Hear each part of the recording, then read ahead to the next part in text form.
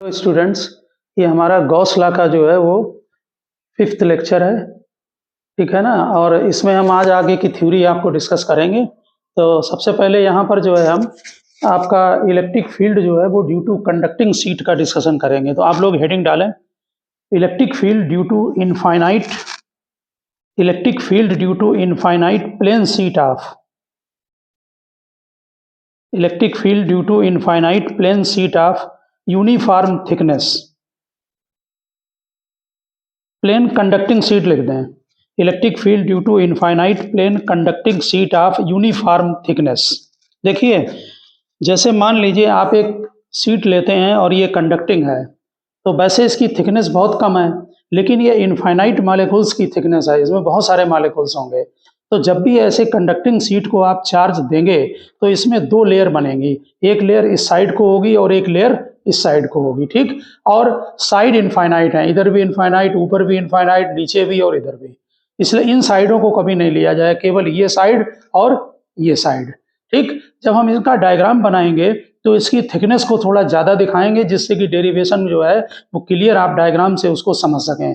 तो इसलिए है ये थिन शीट, ठीक, लेकिन इसमें दो लेयर होंगे। इसके पहले जो आपने डेरिवेशन किया है वो non conducting single layer sheet है, ठीक है ना। उसमें एक ही लेयर है चार्ज की, इसमें कितनी बनेंगी, इसमें दो लेयर बनेंगी, एक इधर और एक इस तरफ बनेगी, ठीक। कंडक्टर में चार्ज कहाँ रहता है, हमेशा सरफेस पर रहता है। तो ये हमने इसका डायग्राम बनाया है, तो ये क्यूब की तरह दिख रहा है, लेकिन ये थिन शीट है, ये इधर और साइडों में ये इनफाइनाइट है, ठीक। तो इसमें दो लेयर है चार्ज की, एक लेयर ये हमने लेफ्ट को दिखा दी है, दूसरी लेयर राइट को दिखा दी है। इसके किसी एक पर्टिकुलर पॉइंट P पर हमें इलेक्ट्रिक फील्ड का कैलकुलेशन करना है, ये पॉइंट P ले लिया हमने, ठीक। तो जिस पॉइंट पर हमें फील्ड का कैलकुलेशन करना है उसको टच करते हुए एक गॉसियन सरफेस यहाँ पर बनाएंगे, ठीक। ये लिख दिया हमने यहाँ पर गॉसियन सरफेस, ठीक। ये सिलिंड्रिकल गॉसियन सरफेस है, ये सीट है, इसमें जो डेंसिटी होगी वो सरफेस चार्ज डेंसिटी होगी, उसको हम सिग्मा से रिप्रेजेंट करेंगे। हमने जो गॉसियन सरफेस बनाया है वो सीट को क्रॉस करते हुए और दोनों तरफ बना रखा है टोटल ये, ठीक। इसमें जो एरिया का डायरेक्शन है वो एन कैप से दिखाया है, एन कैप है unit vector in the direction of area, ठीक। अब चेक करो, ये जो सरफेस है इसका प्लेन सरफेस है, ये भी प्लेन सरफेस है और एक कर्ड सरफेस है। ये बिल्कुल जैसे हमारा पेन है इसकी तरह गॉसियन सरफेस है, इधर ये प्लेन सरफेस है, इधर प्लेन है और ये वाला कर्ड सरफेस है, ठीक। तो इसमें यहाँ पर इसका एरिया हमने यस ले लिया है, जो बेस एरिया है प्लेन शीट का, ये भी एरिया यस ले लिया है। इलेक्ट्रिक फील्ड इस पॉइंट पर राइट को होगा, क्योंकि जहां पर हम इलेक्ट्रिक फील्ड का डायरेक्शन चेक करते हैं वहां हमेशा पॉजिटिव रखते हैं, तो यहाँ प्लस रखेंगे। तो ये जो सीट है आपकी, इस यहाँ पर जो फील्ड होगा वो अवे फ्रॉम द बॉडी होगा, पॉजिटिव प्लस प्लस को क्या करेगा, रिपेल करेगा, इसलिए फील्ड राइट को होगा और एरिया वेक्टर भी राइट को होगा। इसका मतलब यहाँ पर angle between area vector and electric field 0 है। ठीक इसी तरह से इस वाले प्लेन सरफेस पर अगर यहाँ पॉजिटिव रखोगे तो ये पॉजिटिव जो सीट है वो इसको रिपेल करेगी, तो यहाँ पर भी इलेक्ट्रिक फील्ड का डायरेक्शन लेफ्ट को होगा और एरिया वेक्टर का भी डायरेक्शन लेफ्ट को ही होगा, इसमें भी थीटा 0 है। और जो कर्ड सरफेस है उसमें इलेक्ट्रिक फील्ड ये आपको यहाँ जैसे राइट में है वैसे इधर लेफ्ट में होगा, लेकिन area vector perpendicular to the surface होगा, इसलिए यहाँ पर थीटा 90 होगा, इसमें कोई कंट्रीब्यूशन फ्लक्स का नहीं होगा। जैसे ये आपका कर्ड सरफेस है, इसमें इलेक्ट्रिक फील्ड इधर है तो फील्ड इधर हो गया और एरिया ऐसे हो गया, ठीक, 90 पर, तो थीटा 90 बन रहा है, समझ गए। तो पहले इसमें टोटल चार्ज निकालेंगे, क्योंकि गॉस लॉ में आपको मालूम है क्यू इन आता है, इनसाइड चार्ज आता है, ये इन लिख दिया है, आप डायरेक्ट क्यू भी लिख सकते हैं। इसमें सिग्मा सरफेस चार्ज डेंसिटी है। इसके अंदर ध्यान से देखें, जब इस जो सरफेस आपने ये गॉसियन बनाया है इसके अंदर दो लेयर हैं चार्ज की, ठीक, तो एरिया डबल लगेगा, एक एरिया एस ये हो गया, एक एरिया इधर से एस ये हो गया, तो टोटल सिग्मा इंटू 2s हुआ, ये टोटल चार्ज हो गया, ठीक। अब प्लेन सरफेस के लिए थीटा 0 है, थीटा ध्यान रखना angle between electric field and area. For curved surface theta 90 है, hence no contribution to the flux. किसका कंट्रीब्यूशन नहीं होगा, कर्ड सरफेस का नहीं होगा। अब गॉस लॉ लगा दिया, E dot D S is equal to Q in upon epsilon naught. अब हमने ये क्लोज सरफेस होता है, इसमें 3 सरफेस में इसको ब्रेक कर दिया, 2 सरफेस प्लेन है और 1 सरफेस कर्व्ड है, इनमें क्लोज्ड इंटीग्रेशन का साइन नहीं लगेगा।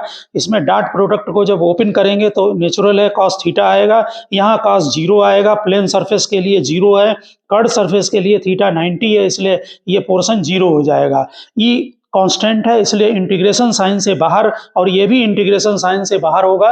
यहाँ पर देखें ई डी एस cos 0 बनाया, ये 90 है, इसको यहाँ पर 0 डाल दें, ई को इंटीग्रेशन साइन से बाहर करें और ds का इंटीग्रेशन s, इसी तरह से ई यहाँ इंटीग्रेशन साइन से बाहर करें, ds का इंटीग्रेशन s, और total charge sigma into 2s हमने यहाँ पर लिख रखा है, इसको यहाँ वैल्यू पुटअप करें, 2s यहाँ पर कैंसिल हो गया, लेफ्ट साइड में ट्वाइस es हो गया, तो 2s कैंसिल हो गया, तो फील्ड आपका आ गया सिग्मा अपान एप्सिलॉन नॉट। इसके पहले भी हम आपको बता चुके हैं कि कोई भी कंडक्टिंग बॉडी हो उसमें हमेशा फील्ड सिग्मा अपान उसके near sigma upon epsilon not होता है, लेकिन यहाँ पर फील्ड r पर डिपेंड नहीं कर रहा है पूरे, क्योंकि सीट इनफाइनाइट है, इसलिए हर जगह field sigma upon epsilon not होगा।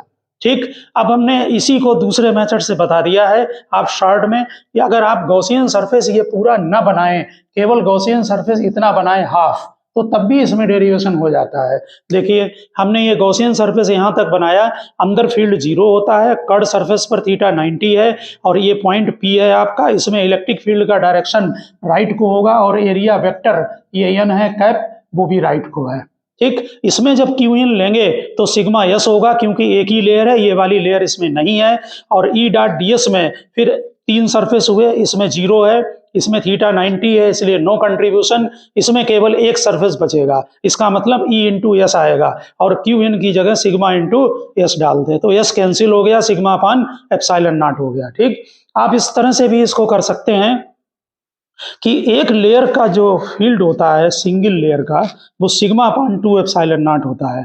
तो इसमें 2 लेयर हैं, यहाँ हमने फिर डायग्राम बनाया है, एक लेयर ये है, एक लेयर ये है, तो इस लेयर के ड्यू टू फील्ड अंदर पहले एक एक पॉइंट चेक करते हैं। ठीक, पहले P पॉइंट पर चेक करते हैं, तो पॉजिटिव के ड्यू टू फील्ड किधर होगा, राइट को होगा, इस पॉजिटिव के ड्यू टू फील्ड राइट को होगा, दोनों ये वेक्टर के डायरेक्शन सेम है, इसलिए प्लस करते समय इसमें आप जब एल्जेब्रिक सम कर देते हैं, ठीक है, तो नेट यहाँ पर हम मैग्नीट्यूड निकाल लें, यहाँ पर वेक्टर को ना लगाएं, एक सीट का जो फील्ड होता है वो सिग्मा अपान 2 एप्सिलॉन नॉट होता है सिंगल लेयर का, इसलिए इन दोनों को सम कर दें तो नेट फील्ड यहाँ पर सिग्मा अपान एप्सिलॉन नॉट आ गया।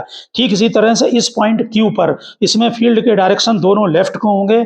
ठीक, इसमें यहाँ वेक्टर लगाएं, लेकिन जब नेट फील्ड लगाएं Q पर तो सीधे sigma upon 2 epsilon naught plus sigma upon 2 epsilon naught, तो net field sigma upon epsilon naught आ जाएगा। अब आप इनसाइड देख लें, इनसाइड हमने पॉइंट दिया है R ले लिया है पॉइंट, यहाँ पर देखिए ये पॉजिटिव सीट के ड्यू टू फील्ड यहाँ पर राइट को होगा, यहाँ प्लस रखेंगे तो रिपेल करेगा, इधर होगा राइट को, और ये जो राइट में सीट है इसके ड्यू टू जो फील्ड होगा वो लेफ्ट को होगा, दोनों फील्ड इक्वल और अपोजिट हैं, इसलिए अंदर नेट फील्ड 0 होगा। तो कंडक्टिंग जो सीट होती है उसके पास, या इनफाइनाइट सीट है तब तो हर जगह फील्ड होगा सिग्मा अपान एप्सिलॉन नॉट, लेकिन अगर सीट जो है वो कोई भी हो किसी भी शेप की, तब भी वहां पर फील्ड नियर द होता, तब sigma upon epsilon not. Electric field यहाँ R पर डिपेंड नहीं कर रहा है इनफाइनाइट सीट में, इसलिए स्ट्रेट लाइन का ग्राफ बनेगा। हमने जो सिंगल सीट के न्यूमेरिकल बोर्ड में भी आते हैं, और ये भी डेरिवेशन आपको बोर्ड के लिए करना है कंडक्टिंग का, किसी भी इस मेथड से करना, ठीक, इन 2 मेथड से नहीं करना बोर्ड में। आप देखें हमने इसमें क्वेश्चन लिया है, अगर आप इसको ठीक से समझ लें तो इस टाइप के सभी क्वेश्चन आपको लग जाएंगे। हमने यहाँ 3 इनफाइनाइट सीट ले ली, एक सीट ये ले ली पॉजिटिव, इसमें A लिख दिया, इसकी सरफेस चार्ज डेंसिटी सिग्मा है।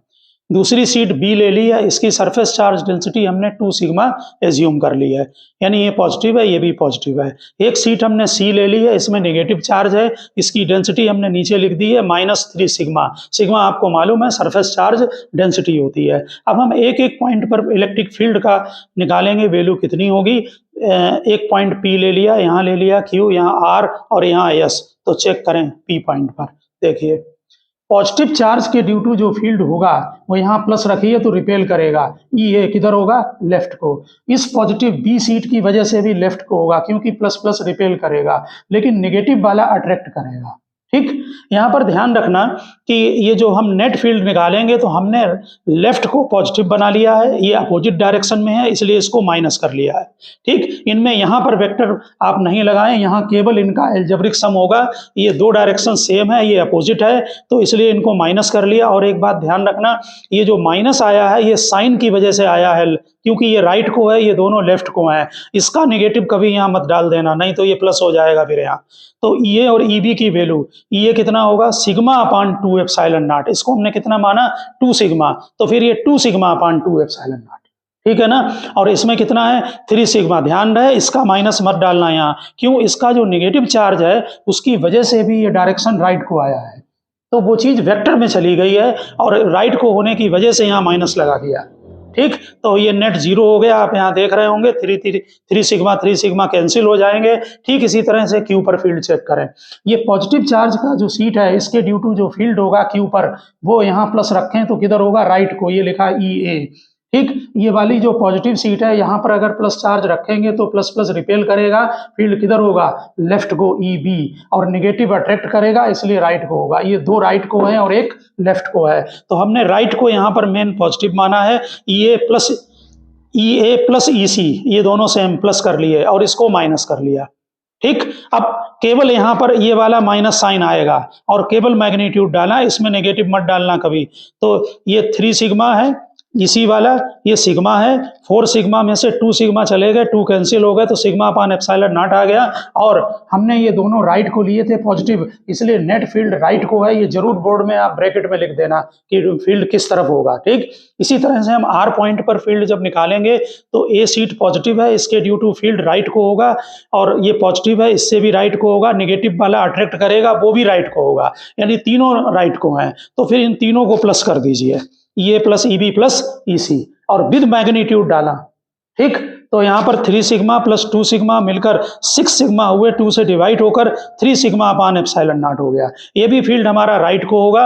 अब आप एस पर चेक करें, यहाँ पर पॉजिटिव सीट के ड्यू टू फील्ड जो होगा ए वाली जो सीट है वो राइट को होगा, ये पॉजिटिव रिपेल करेगा, ये भी राइट को होगा, और जो सी वाली सीट है वो नेगेटिव चार्ज है वो अट्रैक्ट करेगा, ये दो राइट को है एक लेफ्ट को है, इसलिए ई ए प्लस ई बी माइनस ई सी किया है। ठीक, और इसी की वैल्यू यहाँ पर पुटअप कर दी। ठीक, इसमें केवल डायरेक्शन रहेगा, डायरेक्शन की वजह से यहाँ माइनस आया है। अब यहाँ पर देख लें ये दोनों कैंसिल होके और नेट फील्ड यहाँ पर 0 आ गया है। ठीक है ना, तो आप समझ गए होंगे इस टाइप के न्यूमेरिकल जो आते हैं बोर्ड में 2 सीट के आ सकते हैं, कभी ऐसा भी हो सकता है बोर्ड में कि सिग्मा 1 सिग्मा 2 ले लें। ठीक, 3D स्पेस में भी आ जाए हैं। हम अगला क्वेश्चन डिस्कस करने जा रहे हैं, उसमें आपको दिखाते हैं कि अगर प्लेन पर या 3D में दिया हो तब हम उसको कैसे कैलकुलेशन करेंगे।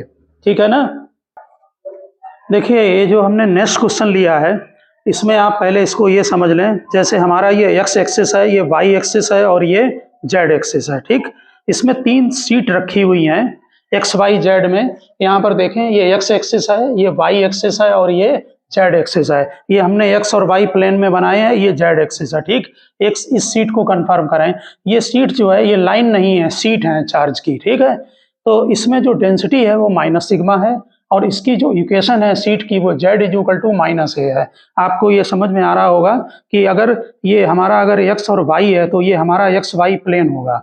ठीक, अगर कोई प्लेन इसके पैरेलल है तो उसकी इक्वेशन होती है z इक्वल टू कॉन्स्टेंट। अगर मान लो ये डिस्टेंस a है तो इसकी इक्वेशन होगी z इक्वल टू a। तो नीचे वाली की इक्वेशन दी हुई है z इक्वल टू माइनस ए, इसका मतलब ये x लाइन है, ये y है, तो ये प्लेन नीचे है इसके। ठीक, ये प्लस जेड है, नीचे माइनस जेड है, यहाँ पर माइनस यानी ए डिस्टेंस पर ये प्लेन ऐसे कट कर रहा है, उसकी ये डेंसिटी माइनस सिग्मा दी है। दूसरा प्लेन ये दिया हुआ है जेड इक्वल टू ए, इसकी डेंसिटी है -2 सिग्मा, यानी ये प्लेन हमारा ये एक्स ये वाई ये जेड ये प्लेन यहाँ पर है ऐसे। ठीक, पूरा इनफाइनाइट प्लेन सीट है।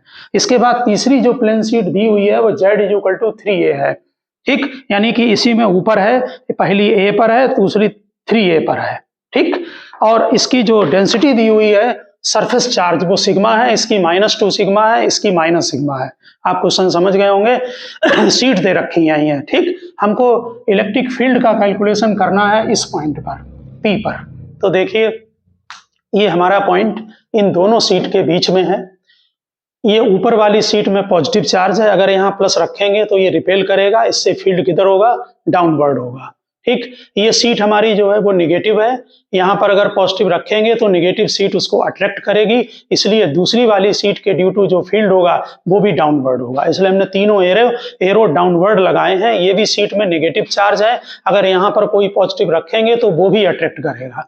इसका मतलब तीनों इलेक्ट्रिक फील्ड के डायरेक्शन डाउनवर्ड होंगे, यानी माइनस के डायरेक्शन में होंगे। इनका मैग्नीट्यूड, एक सीट का जो फील्ड होता है वो सिग्मा अपान 2 एप्सिलॉन नॉट होता है, तो दूसरी फील्ड का कितना होगा, 2 sigma upon 2 epsilon not. Negative हम आपको मना कर चुके हैं, इसमें कभी मत डालना, वो चीज डायरेक्शन में चली गई है। ऊपर ये है सिग्मा अपान, ये यहाँ पर ध्यान दें, ये जो आपने निकाला है यहाँ पर ये जो सीट है ये सिग्मा अपान आपने लिया 2 एप्सिलॉन नॉट, यहाँ पर भी सिग्मा अपान 2 एप्सिलॉन नॉट।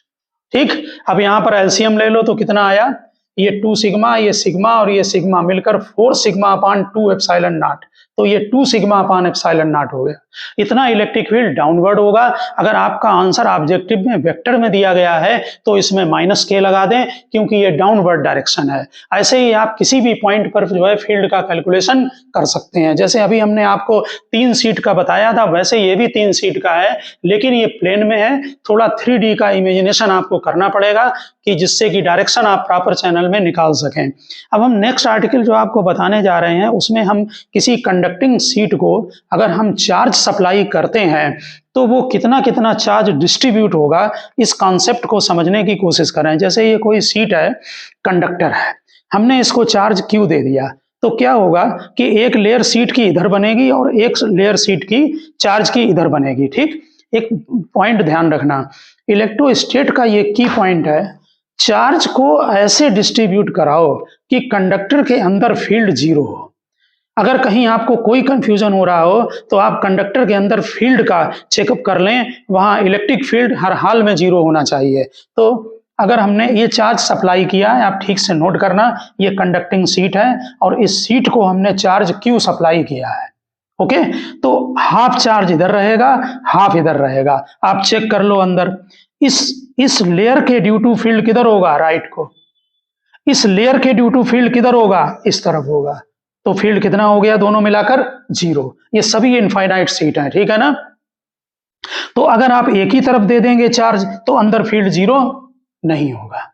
समझ गए ना बात। अब यहाँ देखो, इसमें हमने ये 2 सीट हैं, एक ए ले रहे हैं, एक बी, हमने इसमें प्लस Q चार्ज सप्लाई दिया और इसमें हमने माइनस Q दिया है। इसमें दोनों तरफ नहीं जाएगा चार्ज, इसमें चार्ज जब प्लस Q देंगे और इसमें माइनस देंगे तो अट्रैक्शन की वजह से क्या होगा कि ये सप्लाई कर रहे हैं दोनों, ध्यान रखना, इसमें अट्रैक्शन की वजह से, क्योंकि प्लस माइनस में अट्रैक्शन होता है, ठीक, यहाँ पर इलेक्ट्रॉन कलेक्ट होंगे। नेगेटिव चार्ज का मीनिंग है कि उसमें एक्सिस इलेक्ट्रॉन है, ठीक है ना। तो नेगेटिव चार्ज तो यहाँ नेगेटिव है, यानी यहाँ एक्सिस इलेक्ट्रॉन है। नेचुरल होगा क्या करेगा, वो इस सीट के इलेक्ट्रॉनों को जो है यहाँ, और आप तो यहाँ सप्लाई कर रहे हैं तो, और इक्वल और अपोजिट चार्ज है, तो नेचुरल है यहाँ डिफिशियंसी ऑफ इलेक्ट्रॉन है, तो ये दोनों चार्ज अंदर की लेयर पर रहेंगे। आप अंदर चेक कर लो इस पॉइंट पर। ठीक, देखो जरा, इस पॉजिटिव के ड्यू टू फील्ड किधर होगा, इधर, प्लस रखो रिपेल करेगा। इस माइनस लेयर के ड्यू टू किधर होगा, इस तरफ होगा, तो फील्ड कितना हुआ, 0 हुआ। जो माइनस शीट है वो क्या बोलते हैं, दूर है, नहीं, यहाँ डिस्टेंस इफेक्ट नहीं डालती है फील्ड को, क्योंकि यहाँ पर सीट इनफाइनाइट है और इनफाइनाइट सीट का जो फील्ड है वो सिग्मा अपान 2 एप्सिलॉन नॉट होता है, वहाँ ये कोई डिस्टेंस का कोई मैटर नहीं चलता है। हालांकि फाइनाइट में होता है लेकिन यहाँ इसका कोई मैटर नहीं। अब दूसरी चीज समझें, हमने एक सीट जैसे ये ली थी, इसमें हमने चार्ज Q सप्लाई किया, इसमें माइनस Q सप्लाई किया, इसमें हम सप्लाई केवल एक को कर रहे हैं, ए सीट को। हमने एरो लगा के जो प्लस Q दिखाया है वो सप्लाई किया है। आप लिख सकते हैं वहां पर कि charge Q supply to the sheet E। अब जरा देखें, बी को नहीं किया सप्लाई, इसको नहीं दिया। अब चार्ज हाफ हाफ डिवाइड होगा, प्लस Q/2 के सामने माइनस Q/2 इंड्यूस होगा। और कहां से आएगा ये नेगेटिव चार्ज, इलेक्ट्रॉन आएंगे ना यहाँ पर, तो इस साइड से, तो यहां पर उतना ही चार्ज पॉजिटिव इंड्यूस हो जाएगा, ये पॉजिटिव आ जाएगा। ठीक, आप किसी भी पॉइंट पर यहां चेक कर लें, फील्ड 0 होगा। आप चेक करें, इस पॉजिटिव के ड्यू टू फील्ड किधर, राइट को, इस पॉजिटिव के ड्यू टू किधर, लेफ्ट को, कैंसिल हो गया। नेगेटिव क्या करेगा, अट्रैक्ट करेगा, ये प्लस क्या करेगा, रिपेल करेगा। ऐसा डिस्ट्रीब्यूशन आप यहाँ नहीं कर सकते हैं। क्यों? यहाँ अगर करेंगे तो दोनों तरफ माइनस देंगे, क्योंकि आपने यहाँ सप्लाई किया है। आपने माइनस क्यों सप्लाई किया? अगर हाफ हाफ कर देंगे तो फील्ड इसमें जीरो नहीं आएगा, आप चेक कर सकते हैं। अब हमने आपको एक हम डायरेक्ट मेथड बता दे रहे हैं कि अगर बहुत सारी सीट आपको दी गई है, ये सभी इनफाइनाइट सीट हैं, कंडक्टिंग सीट हैं, तो कैसे हम चार्ज निकालेंगे कि नेट चार्ज कितना होगा। देखिए ये 3 सीट हमने ली हैं, ए, बी और सी। ये सीट ए समझ लो है, ये बी है, ये सी है। ए को हमने सप्लाई किया +Q, बी को सप्लाई किया 2Q, सी को सप्लाई किया -4Q। अब एक एक को देखें ध्यान से। जब हमने इसको Q सप्लाई किया तो आप इसको हाफ हाफ डिवाइड कर लिया करें। इसके सामने ये +Q/2 है, इसके सामने -Q/2 को इंड्यूस करा दें। ठीक है, तो कैसे इंड्यूस होगा? तो इधर क्या होगा, इधर +Q/2 आ जाएगा, क्योंकि इधर से खींच के चार्ज यहाँ आ जाएगा। ठीक, अब ये +Q/2 यहाँ इंड्यूस करेगा -Q/2 और इधर +Q/2 आ जाएगा। ये एक का सोल्यूशन बना। अब 2Q चेक करो, 2Q किसको दिया? बी को दिया है। इसको हाफ हाफ कर ले, ये मेथड है, इसको ध्यान रखें। तो आप कितनी भी सीट हो, चार्ज सप्लाई करें या इंड्यूस हो, वो आप निकाल लेंगे। बी को कितना किया? 2Q, हाफ हाफ कर दो। Q के सामने -Q इंड्यूस कराएं, यहाँ पर +Q आ जाएगा। इस Q के सामने -Q इंड्यूस कराएं, यहाँ पर +Q आ जाएगा। ये -4 इस तरह से सब में डिस्ट्रीब्यूट कर लिया। इसमें हमने C में -4Q का चार्ज सप्लाई किया है, तो कर दो हाफ हाफ। यहाँ पर -2Q, यहाँ पर -2Q, -2Q के सामने +2Q इंड्यूस होगा, यहाँ पर -2Q आ जाएगा, क्योंकि इधर से नेगेटिव खींच के यहाँ प्लस हो जाएगा। इसके सामने यहाँ पॉजिटिव ले लें और यहाँ नेगेटिव ले लें। ठीक है, बिल्कुल इसी तरह जैसे हमने किया। अब सब ऐड कर लो, इनको तीनों को प्लस करो तो आएगा -Q/2। अब इन तीनों को प्लस करो तो आएगा 3Q/2। इन तीनों को प्लस करो तो -3Q/2। इनको प्लस करो तो 7Q/2। इनको प्लस करो कितना? -7Q/2। इनको प्लस करो -Q/2। यहाँ 2 कॉन्सेप्ट ध्यान रखना, जो बाहर की लेयर होती हैं उनमें हमेशा इक्वल चार्ज होगा, ठीक, और अंदर हमेशा इक्वल और अपोजिट होगा। ठीक, इसमें +3Q/2 तो सामने माइनस। और एक बात ध्यान रखें कि इन दोनों चार्ज को ऐड करके देख लें, जो सप्लाई किया गया वो वही होगा। क्यों? ये 3Q/2 में से -Q/2 निकल गया तो Q बचेगा, वही चार्ज दिया आपने। -3Q/2 में +7Q/2 को प्लस कर दें तो 2Q बचेगा, क्योंकि आप तो इसमें 2Q सप्लाई कर रहे हैं, कहीं से इंड्यूस तो हुआ नहीं है। इसका मतलब नेट चार्ज जब डिस्ट्रीब्यूट हो गया दोनों तरफ, ठीक है, वो अकॉर्डिंग टू अट्रैक्शन रिपल्सन अपने आप सेट हो गया जाकर। तो क्या कॉन्सेप्ट ध्यान रखेंगे कि बाहर की लेयर पर चार्ज इक्वल और अंदर की जो लेयर होती हैं उनमें हमेशा चार्ज इक्वल और अपोजिट आएगा। ये 2 पॉइंट आप जरूर ध्यान रखना यहाँ पर। ठीक है, अब हमने यहाँ नेक्स्ट आर्टिकल लिखा है, ये भी आपके बोर्ड के ही मतलब का है कि एक ये हमारा कंडक्टिंग सेल है। ठीक, इसमें इतना ये कंडक्टिंग मटेरियल है, इसलिए हमने यहाँ पर बड़ा बड़ा लिख दिया कंडक्टर। ठीक, और इसमें ये पॉजिटिव चार्ज है। आपको मालूम है कि कंडक्टर में अगर हम कोई चार्ज देते हैं तो वो कहाँ पर रहता है? वो हमेशा सरफेस के ऊपर रहता है। ठीक, ये कंडक्टिंग सेल है। अब इसके सेंटर पर चार्ज +Q रख दिया है। ये केवल बहुत छोटा सा एक डेरिवेशन है कि यहाँ सेंटर पर जब आपने चार्ज +Q रखा है तो अंदर की लेयर पर कितना चार्ज इंड्यूस होगा। वैसे तो आप जानते हैं कि अंदर -Q होगा, उसी को दिखाया गया है। मान लिया यहाँ चार्ज Q1 है, ये ऊपर लिखा है Gauss law and electrostatic induction. ठीक, तो क्या करेंगे? ये गॉसियन सरफेस बना दिया हमने, इसमें एरो लगा के यहाँ लिख दिया है ये गॉसियन सरफेस। अब ये गॉसियन सरफेस किसके अंदर बना है? कंडक्टर के अंदर। तो यहाँ पर फील्ड कितना होगा?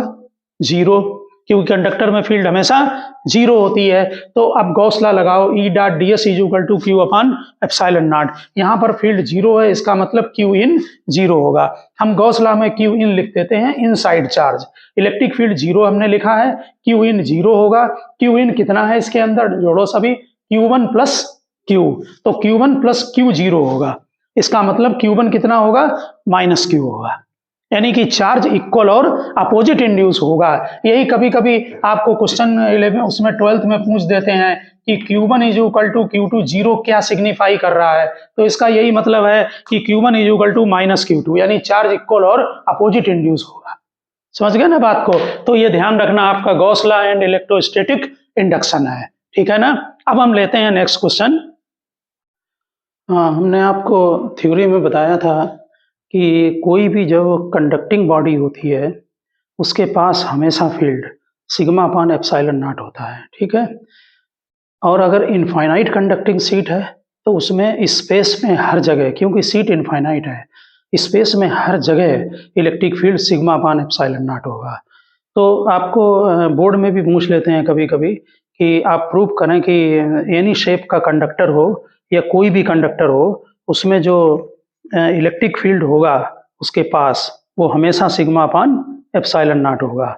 तो आप यहाँ पर हेडिंग डाल दें, electric field eight A point, electric field at a point close to a charged conductor of any shape, close to a charged conductor of any shape, यानी किसी भी शेप का हो। तो इसमें क्या करते हैं, ड्राइव करने के लिए एक रैंडम कोई भी बॉडी ऐसे चूज कर ली, ठीक, स्फेरिकल हो, किसी भी शेप में हो, ठीक है ना। इसके ऊपर ये पॉजिटिव चार्ज है, डिस्ट्रीब्यूटेड है।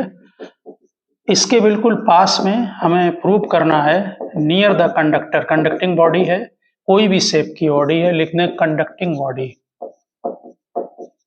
आपने हेडिंग तो डाली दी है, इसके पास यहाँ पर फील्ड निकालना है, पी पॉइंट ले लो, ठीक। तो क्या करेंगे कि इस पॉइंट को कवर करते हुए एक छोटा सा गॉसियन सरफेस बनाए, ये बना लिया, जैसे सभी में बनाते हैं, एक सिलिंड्रिकल गॉसियन सरफेस बना लिया, ठीक। इसका ये जो एरिया है, थोड़ा थ्योरी लिख देना बोर्ड में, डीएस ले लिया हमने, ठीक। देखिए इसका ये जो पार्ट है, अंदर तो इलेक्ट्रिक फील्ड जीरो होता है, इसलिए ये इसका कोई कंट्रीब्यूशन फ्लक्स का यहाँ पर नहीं होगा। और जो कर्व्ड पार्ट है उसमें जो इलेक्ट्रिक फील्ड है वो अंदर जो पोर्शन है उसमें तो इलेक्ट्रिक फील्ड जीरो होगा, और जो बाहर है उसके लिए थीटा 90 होगा। तो और जो ये वाला फेस है राइट में, जो बाहर को है, पी पॉइंट है जिसके ऊपर, उसमें इलेक्ट्रिक फील्ड का डायरेक्शन इधर होगा। और आप कई बार बता चुके हैं और कर चुके हैं, एन जो है वो यूनिट वेक्टर है एरिया का, थीटा कितना होगा, जीरो होगा। तो इसमें जब आप गॉस लॉ लगाएंगे, E dot D S is equal to Q upon epsilon naught, ठीक। तो इसमें यहाँ पर एक प्लेन सरफेस, इसका कोई कंट्रीब्यूशन नहीं है, कर्व्ड सरफेस का कोई कंट्रीब्यूशन नहीं है, तो केवल एक प्लेन सरफेस बचता है, कौन सा, राइट फेस वाला, ठीक। दूसरा, इसमें सरफेस चार्ज डेंसिटी अगर सिग्मा है तो चार्ज अपान एरिया, यहाँ पर देख लें, इसमें जो भी अंदर चार्ज होगा इस गॉसियन सरफेस के अंदर, उसमें जो एरिया कवर हो रहा है वो ds है। तो यहाँ पर क्यू इन कितना हो जाएगा, क्यू इन सिग्मा ds हो जाएगा, ठीक। यहाँ पर वैल्यू पुटअप कर दे रहे हैं क्यू इन की, sigma ds upon epsilon naught. अब केवल एक ही सरफेस है प्लेन, जो कि राइट का सरफेस है, इसमें थीटा जीरो है, इसको ओपन करते हैं। यहाँ पर जब बोर्ड में आए तो थोड़ा थ्योरी लिख देना, वहाँ लिख देना कि अंदर फील्ड जीरो होगा, और जो कर्व्ड सरफेस है उसमें इधर या तो इलेक्ट्रिक फील्ड जीरो है इनसाइड और बाहर थीटा 90 है, ठीक। तो केवल एक ही फेस पर जो है वो कंट्रीब्यूशन होगा। तो इसे ओपन कर लें, E D S cos zero sigma ds upon epsilon naught, E को इंटीग्रेशन साइन से बाहर ले लें, ठीक। और जो हमने ये एरिया लिया है यहाँ पर, ये ds को हम ds लिख सकते हैं, वैसे s अगर ले लोगे तो फिर यहाँ भी s डाल दें। तो यहाँ पर ये ds सिग्मा ds अपान ds कैंसिल हो गया, इलेक्ट्रिक फील्ड हो गया सिग्मा अपान एप्सिलॉन नॉट, ठीक है। तो इसका मतलब है कि कोई भी कंडक्टिंग बॉडी हो उसके पास जो इलेक्ट्रिक फील्ड होता है नियर द कंडक्टर, वो सिग्मा अपान एप्सिलॉन नॉट होता है। हम लोगों ने स्फेरिकल बॉडी में और सभी में ये चीज़ को ड्राइव किया है, लेकिन इसमें थोड़ा सा ये पॉइंट ध्यान रखना कि जो बॉडी जो इनफाइनाइट सीट का हमने जो अभी डेरिवेशन किया था कंडक्टिंग का, उसका जो है वो उसमें सभी जगह फील्ड होगा सिग्मा अपान एप्सिलॉन नॉट। और जो कोई भी शेप का कंडक्टिंग बॉडी है उसमें जो फील्ड होगा वो नियर द कंडक्टर होगा सिग्मा अपान एप्सिलॉन नॉट। हम लोगों ने स्फेरिकल बॉडी में भी ड्राइव किया था कि नियर द कंडक्टर जो इलेक्ट्रिक फील्ड है वो सिग्मा अपान एप्सिलॉन नॉट होगा। अब यहाँ पर एक दूसरा पॉइंट देखें कि जब हम किसी कंडक्टर में चार्ज देते हैं, मान लीजिए ये कोई कंडक्टिंग बॉडी है और हमने इसमें ये चार्ज दे दिया, पॉजिटिव चार्ज, तो इसमें क्या होगा, इनमें रिपल्सन होगा। ठीक, रिपल्सन की वजह से इसमें काफ़ी इससे डेरिवेशन होते हैं, इसमें मैकेनिकल फोर्स लगेगा और एरिया अगर जो है वो लेते हैं तो प्रेशर भी होगा। ठीक, तो यानी कि अपनी ही बॉडी में, यानी एक ही बॉडी में जो सरफेस पर चार्ज है उनमें आपस में रिपल्सन होगा, ये आपस में सब रिपेल करेंगे। ठीक, तो हम अगले आर्टिकल में ये मैकेनिकल प्रेशर निकालेंगे कितना है। आप या मैकेनिकल फोर्स आप वहाँ हेडिंग डाल दें, mechanical force at the surface of charged conductor, mechanical force at the surface of charged conductor. ये हमारा चार्ज्ड कंडक्टर है। तो इसमें क्या करते हैं, किसी पॉइंट पर मैकेनिकल फोर्स निकालने के लिए एक छोटा सा पार्ट ले ले रहे हैं, उसका एरिया ds ले ले रहा है।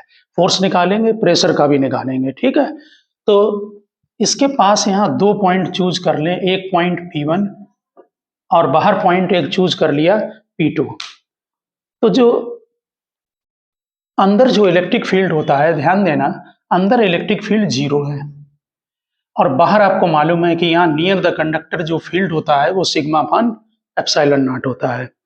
तो जब अंदर फील्ड 0 है, इसका मीनिंग है कि आपने जो एरिया चूज किया है ds, ध्यान दें, जो एरिया आपने ds चूज किया है और जो रिमेनिंग पार्ट है कंडक्टर का, वो दोनों मिलकर यहाँ फील्ड को 0 बना रहे हैं। इसका मतलब है कि दोनों का फील्ड इक्वल और अपोजिट होगा। अगर हम इस इतने पोर्शन का फील्ड E1 ले लें और ds का जो पोर्शन है हमने लिया है एरिया जिसमें कि पॉजिटिव चार्ज है, इसका फील्ड अगर हम E2 ले लें तो यहाँ पर जो नेट फील्ड होगा वो 0 होगा। इसका मतलब दोनों इक्वल, और हम फिलहाल E1 E2 लिख दिया है, E1 E2 0 होगा दोनों मिलकर। अब इसकी थ्योरी नोट कराते हैं। ठीक, लेकिन जो बाहर कंडक्टर होता है, चूंकि पॉइंट बहुत नियर है, P2 point near the conductor है, तो इससे जो फील्ड बनेगा रिमेनिंग पार्ट से, और जो ds आपने पोर्शन लिया है इससे जो फील्ड बनेगा उनका डायरेक्शन एक ही होगा और उसमें जो यहाँ को फील्ड आएगा वो E1 प्लस E2 होगा। ठीक, और ये कितना फील्ड होता है, ये अभी अभी हमने ड्राइव किया है, ये सिग्मा अपान एप्सिलॉन नॉट होता है। तो जरा कुछ लाइन यहाँ पर आप थ्योरी की नोट कर दें, फिर इसको हम कंप्लीट करें। देखिए, मैकेनिकल फोर्स आपने लिख दिया होगा at the surface of charged conductor. लिखिए, due to mutual repulsion, due to mutual repulsion of charges on the conductor, ये म्यूचुअल रिपल्सन होगा आपस में, प्लस प्लस में, माइनस होगा तो माइनस में होगा आपस में। Due to mutual repulsion of charge on a conductor, every element of the conductor, every element of the conductor experience a mechanical force, every element of the conductor experience a mechanical force. Suppose P1 and P2, ये ले लिए P1 and P2, P1 and P2 are 2 points near the small area ds, near the small area ds. By the principle of superposition, the electric field at P1 and P2 may be supposed. By the principle of superposition, the electric field at P1 and P2 may be supposed to be due to charges on ds, ध्यान दें, due to charges on ds and the remaining part of the conductor, and the remaining part of the conductor. हम फिर इस चीज को repeat कर रहे हैं, हमने इन दोनों पॉइंट पर जो फील्ड होगा वो हमने दो पार्ट से चूज किया। एक तो जो ds हमने पोर्शन एरिया लिया है उसकी वजह से फील्ड, और ds को अगर हटा दें तो जो रिमेनिंग पार्ट बनता है उसकी वजह से फील्ड।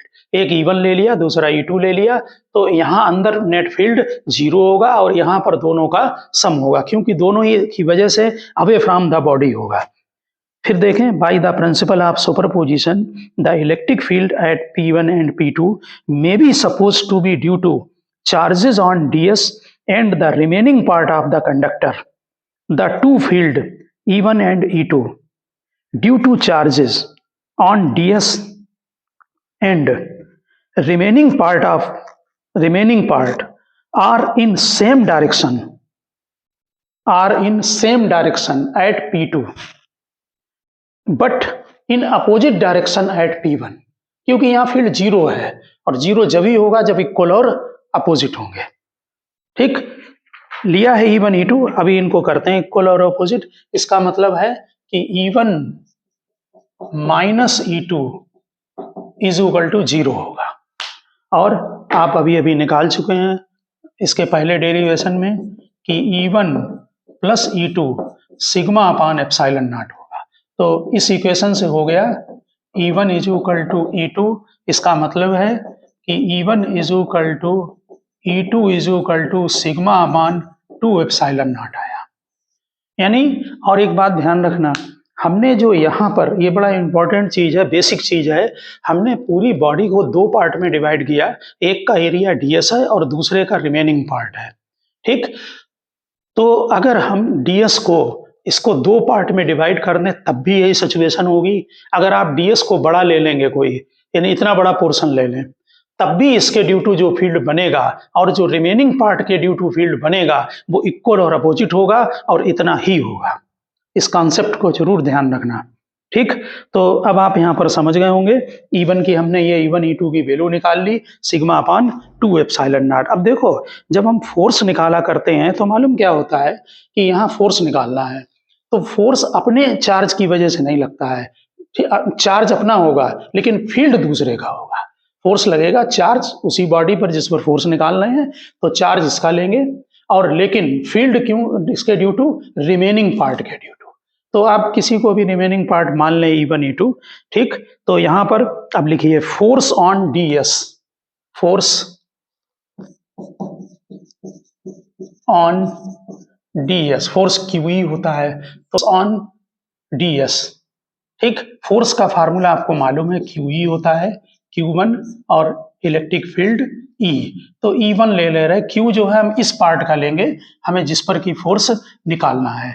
ठीक, तो F इज इक्वल टू, अब आपको मालूम है सरफेस चार्ज डेंसिटी क्या होती है, चार्ज अपान एरिया, एरिया कितना लिया ds, तो Q की जगह हम डाल देंगे सिग्मा ds, और इलेक्ट्रिक फील्ड की जो वैल्यू है वो कितनी है, सिग्मा अपान 2 एप्सिलॉन नॉट है। तो फोर्स कितना आ गया, sigma square upon 2 epsilon not into ds आया। ठीक, अब एरिया तो मल्टीप्लाई करेंगे ही, उसमें आएगा। अब यहाँ पर एक बात और ध्यान दें, अगर आप मैकेनिकल प्रेशर निकालना चाहें तो mechanical pressure P is equal to होगा फोर्स अपान एरिया, ds को डिवाइड कर दें तो मैकेनिकल प्रेशर कितना बना, सिग्मा अपान 2 एप्सिलॉन नॉट। आप यहाँ पर ये स्मॉल पोर्शन का फोर्स है तो df कर दें, ये df कर दें तो लिखने में भी ठीक रहेगा, df अपान ds। तो ये इसको मैकेनिकल प्रेशर बोलते हैं, sigma square upon 2 epsilon not. इसके कुछ अदर फॉर्म भी आ जाते हैं, इसमें अगर हम सिग्मा नॉट का न्यूमरेटर और डिनोमिनेटर में मल्टीप्लाई कर दें तो देखिए एप्सिलॉन नॉट का हमने मल्टीप्लाई किया, नीचे क्या बन गया, एप्सिलॉन नॉट का होल स्क्वायर, और यहाँ पर ऊपर एप्सिलॉन नॉट और यहाँ सिग्मा आ गया। यहाँ पर ध्यान देना कि आपने जो वो कैलकुलेशन किया था, यहाँ पर जो हमने मल्टीप्लिकेशन किया है वो एप्सिलॉन नॉट का किया है और ऊपर सिग्मा स्क्वायर है। यहाँ पर ध्यान दें, ये यहाँ पर सिग्मा स्क्वायर लगा हुआ है। ठीक है, तो यहाँ पर ये सिग्मा स्क्वायर है, हमने एप्सिलॉन नॉट का ऊपर नीचे मल्टीप्लाई कर दिया। जरा ध्यान देना, यहाँ पर ये हाफ एप्सिलॉन नॉट हम इसको लिख सकते हैं सिग्मा अपान एप्सिलॉन नॉट का होल स्क्वायर। ठीक है, तो अब यहाँ पर देखना जरा, ये जो सिग्मा अपान एप्सिलॉन नॉट है ये टोटल कंडक्टर की वजह से जो नियर द फील्ड होता है कंडक्टर के पास में वो इलेक्ट्रिक फील्ड है। तो यहाँ पर हम लिख सकते हैं half epsilon naught E square. आपने ये मैकेनिकल प्रेशर का फार्मूला है, फोर्स अपान एरिया का फार्मूला है। तो ये दोनों फार्मूला ध्यान रखना, half epsilon naught E square और एक फार्मूला ये df अपान ds sigma square upon 2 epsilon naught. ठीक, आपको याद होगा कि इसके पहले हमने इलेक्ट्रोस्टेट में बताया है ये एनर्जी डेंसिटी का फार्मूला भी होता है। कौन सा, half epsilon naught E square. तो इसको एनर्जी डेंसिटी भी इसको यहाँ शो कर देंगे, ये दोनों फार्मूले एक दूसरे के इक्विवेलेंट हैं। ठीक, तो आप यहाँ पर आगे लिखें energy density in electrostatic field, energy density in electrostatic field. Energy density का मतलब है energy per unit volume, energy density in electrostatic field, और ब्रैकेट में लिख देना एनर्जी डेंसिटी का मीनिंग है एनर्जी पर यूनिट वॉल्यूम। ठीक है, आपने फोर्स अपॉन एरिया को ड्राइव किया है half epsilon naught E square, इसी से शो कर दे रहे हैं। ये प्रेशर क्या है, फोर्स अपॉन एरिया। आपने डीएफ अपॉन डीएस को ड्राइव किया है, उसी में नीचे लिखना जो आपने हेडिंग डाली है एनर्जी डेंसिटी इन इलेक्ट्रोस्टैटिक्स, या वहां पर लिखें कि एनर्जी पर यूनिट वॉल्यूम। ठीक, ध्यान दें ये हमारा प्रेशर का फार्मूला था, मैकेनिकल प्रेशर, ये डीएफ अपॉन डीएस था, इससे फोर्स निकाल लो। तो फोर्स कितना हुआ, half epsilon naught E square. अब वर्क डन क्या होता है, वर्क डन, वर्क डन जो होता है वो फोर्स इनटू डिस्प्लेसमेंट होता है। यहां पर डीएस और लिख देना, यहां ध्यान रखना डीएस एरिया है। तो जब वर्क डन निकालेंगे तो फोर्स में डिस्प्लेसमेंट को मल्टीप्लाई करेंगे, यानी डीएफ इनटू डिस्प्लेसमेंट। हमने यहां डिस्प्लेसमेंट लिखा है, फोर्स इनटू डिस्प्लेसमेंट। ठीक, तो अब जरा ध्यान देना, ये डीएफ की वैल्यू आप निकाल चुके हैं, और डिस्प्लेसमेंट में अगर हम एरिया को मल्टीप्लाई करेंगे तो वॉल्यूम बनेगा, क्योंकि ये डीएस एरिया था उस पार्ट का। तो डीएस में अगर हम डिस्प्लेसमेंट मल्टीप्लाई करेंगे तो वॉल्यूम बनेगा। तो यहां पर ध्यान देना, work done per unit volume हमें निकालना है। पहले यहां वर्क डन निकालना है, यहां पर लिख रहे हैं हम work done is equal to DF की यहां पर वैल्यू पुटअप करें, डीएफ कितना है, half epsilon naught E square into volume. Volume समझ गए होंगे क्यों आया, क्योंकि ये एरिया था और ये डिस्प्लेसमेंट था, दोनों मल्टीप्लाई करके। अब हम यहां पर लिख सकते हैं वर्क डन मतलब energy stored, energy per unit volume, energy upon volume, इसी को एनर्जी डेंसिटी बोलते हैं। यहां पर इक्वल टू करके लिख देना एनर्जी डेंसिटी, एनर्जी डेंसिटी, यहां पर लिखते हैं एनर्जी डेंसिटी, और ये किसके इक्वल आ गया, half epsilon naught E square के इक्वल आ गया। ठीक, इस वॉल्यूम को इधर डिवाइड कर दो तो एनर्जी डेंसिटी यहां लिख देना, एनर्जी डेंसिटी और is equal to half epsilon naught E square, ये बन गया। इसका मतलब है कि एनर्जी डेंसिटी, और एनर्जी डेंसिटी का मतलब एनर्जी पर यूनिट वॉल्यूम, और आपका जो मैकेनिकल प्रेशर का फार्मूला आता है, ये दोनों फार्मूले एक जैसे हैं, लेकिन इनकी यूनिट भी जो है यूनिट अलग अलग होगी, क्योंकि प्रेशर की यूनिट आप अलग लिखेंगे और एनर्जी की क्या होगी, जूल पर मीटर क्यूब। ठीक, और प्रेशर आपको मालूम है यहाँ पर क्या होगा, न्यूटन पर मीटर स्क्वायर, लेकिन इनकी डायमेंशन एक ही होगी। ठीक, तो एनर्जी डेंसिटी और मैकेनिकल जो प्रेशर है या प्रेशर है उसकी जो डायमेंशन है वो सेम होती है, यूनिट अलग अलग होती है। ठीक, फार्मूले यहाँ पर दोनों के सेम हैं। आगे चल के हम लोग इसमें जो है वो बाद में दिखाएंगे कि किसी स्फेरिकल बॉडी में जब आप चार्ज दे देते हैं तो वो स्फेरिकल बॉडी में रिपल्सन की वजह से, जैसे आपने पॉजिटिव चार्ज दे दिया तो रिपल्सन की वजह से उसका रेडियस इंक्रीज हो जाता है। ठीक है, ऐसे क्वेश्चन हमने लोगों ने सरफेस टेंशन में भी लगाए हैं और अदर उसमें भी लगाए हैं। तो एक इसमें हम छोटा सा क्वेश्चन लेंगे इसी से रिलेटेड, वो आप नोट करें। लिखिए ए स्फेरिकल बॉल ऑफ रेडियस, और बहुत इंपॉर्टेंट है समझने की, आप इसे कोशिश करना। ए spherical ball of radius 1.5 centimetre, A spherical ball of radius 1.5 centimetre has a charge 10 microcoulomb, has a charge 10 microcoulomb A spherical ball of radius 1.5 centimetre has a charge 10 microcoulomb. Find the force exerted. Find the force exerted one half over the other half. Find the force exerted one half over the other half. तो इसमें यह कह रहा है कि एक spherical body को आपने चार्ज दे दिया है, वैल्यू आपको दे रखी है. देखिए हम ये बना रहे हैं, ये स्फेरिकल बॉडी है. इसमें आपने जब चार्ज दिया, क्वेश्चन को ठीक से समझना जिससे कि कोई अदर कहीं पर भी क्वेश्चन आता है तो आप उसको कर सकें. ये आपने चार्ज दे दिया पॉजिटिव, नेचुरल है, इसमें आपस में प्लस प्लस में रिपल्सन होगा. तो ये कह रहा है कि आधा हाफ पोर्शन दूसरे हाफ पर कितना फोर्स क्रिएट कर रहा है. ठीक, तो यहाँ पर जरा ध्यान देना, इसमें जो फोर्स क्रिएट होगा वो रिपल्सन से वजह से सेंटर के बाहर की तरफ ऐसे लगेगा सारे मिलकर.